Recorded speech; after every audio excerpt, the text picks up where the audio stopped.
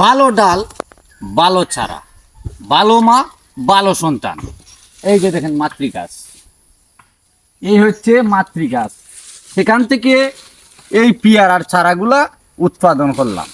12 মাসি পেয়ারা পেতে হলে 12 মাসি জাত দীক্ষা, 12 মাসি বংশ দীক্ষা আপনি চারা বিস্তার করতে হইব, চারা লাগাইতে হইব 12 মাসি জাত দীক্ষা।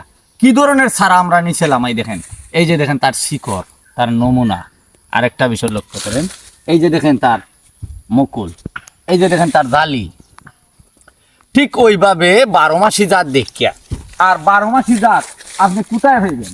এই যে মাতৃগাছ, আমি আমার নিজের মাতৃগাছে চারা উৎপাদন করলাম, যে কারণে গ্যারান্টির সাথে, খুব সততার সাথে আমি বলতে পারি যে ভালো মা, ভালো সন্তান। এই দেখেন চারাগুলা আমার মাতৃগাছ থেকে উৎপাদন করলাম। কেমন লাগলো ভিডিওটা দেখে? আপনারা যদি আপনাদের কিছু হলেও ভালো লাগে, ভিডিওতে কমেন্ট করতে ভুলবেন না। এর জন্যই ভালো জাতের চারাগুলো উৎপাদন করলাম। ভালো থাকবেন, খুদা হাফেজ।